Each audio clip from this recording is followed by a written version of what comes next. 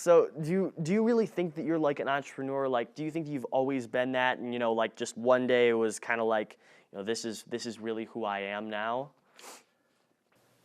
It's an interesting question. I think I've always had the social skill set as an engineer to be able to talk to people and sell myself on things. Yeah. And that is different from a lot of engineers who aren't very good at talking to people.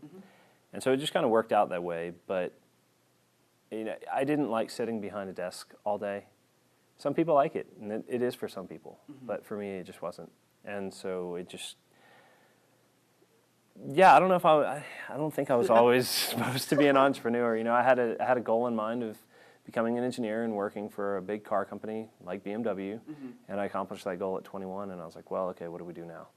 And that's kind of the way I saw the rest of my college career was, all right, let me finish up my degree and see what happens. Yeah. And we ended up here in Colorado, and I worked for a good company and just kind of fell into this. So yeah, I mean,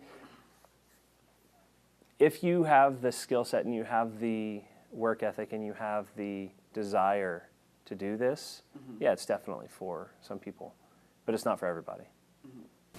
Did you even know what an entrepreneur was? I mean, I knew the word. I didn't. I knew nothing about business. I basically trained myself how to become a businessman. I've trained myself how to become a salesman, and it's not hard. You don't need a degree. You do what needs to be done. Yeah. You don't need a degree in business to become a businessman. Oh yeah. I think if I had to give advice to anyone going to college, skip the business degree, go get a real degree that you can use, become a doctor, become a lawyer, become an engineer, do whatever you can, and you can always fall back on that if things don't work out. So when you were younger, did you kind of like did you have a dream about what you wanted to be for the future?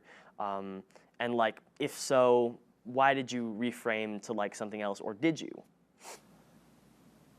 I think as a young person, like back in high school and middle school, I just wanted to do something to change the world, to help the world. And I wasn't sure what it would be. So I became an engineer to try to find that goal, try to find out what it was that I wanted to do. And I thought I wanted to just design cars all day. Turns out it's not. Turns out it's fun, but it's not that fun. That's a lot of corporate tape. So, corporate red tape. But I came to the realization that maybe engineering is. Maybe I can do engineering plus some more, and not just be pigeonholed in a corner all day. So would you say that like, that's something that you've observed for a lot of young people, like, some people that you've known over the years, just kind of like you go through college and you're like, wow, I really don't like this, and then they kind of shift to something else. Is that kind of like a common thing that you've noticed? Yeah, absolutely. That happens all over the world. People change career paths 3 times in their lifetime, they say. Most of it's not what you go to school for. So, yeah, I mean, it's, yeah. I don't know how to finish answering that question. So this is an interesting concept. So, I obviously have 3 degrees, became kind of the physician equivalent of what you did, and then 5 years, and I got out. So Joel's 18, Isaac's almost 16, and it's hard. I'm 43, just turned 43. And so when I started school in '92, there was no internet. And you only went one place to get knowledge, college, or the bookstore, or, the library. And for them, it's, they've grown up with, these two especially have really grown up with me changing my whole career. I'm on kind of the 3rd version of it right now. So they can see how you just do stuff. And so we're looking at like what's the right path, and especially for Joel, go get a degree or build. He helped me actually build some of my businesses and did a lot of the marketing and collateral work and graphic design and things like that since 13, 14.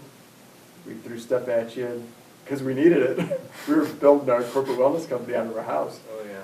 And so now he has a tremendous skill set, and he has clients, showing up. And so does he go the entrepreneur route and build his company with no formal education? And really kind of the downside is you don't have that professional degree that people can say, oh, I get what that is, work for me. What are your thoughts? Yeah, absolutely. I mean, getting a degree is nothing more than that, is getting a degree. It teaches you how to solve problems. So, well, let me explain that a little better. Getting a degree in a technical field or something that actually solves problems enables you to start a business. And all business is finding a problem and solving that need. That's all businesses are. And so if you have the ability to solve these problems through a degree, whether it's engineering, being a doctor, a lawyer, whatever it ends up being or looking like, that's what the heart of a business is. And having a degree is very important because people will respect you. Because without it, what makes you different from Joe Blow off the street? Why are you the one that's running this company if you don't have a degree? Perhaps some people think that, but then there's other people that don't have a degree that are very successful businessmen, but 99% of the time they end up going back to school to get a degree while they're running a company, which is very hard. So I would say do it, get it out of the way, and you always have something to fall back on. Ooh, what a beautiful shot. Click. Oh, hi, I didn't see you there.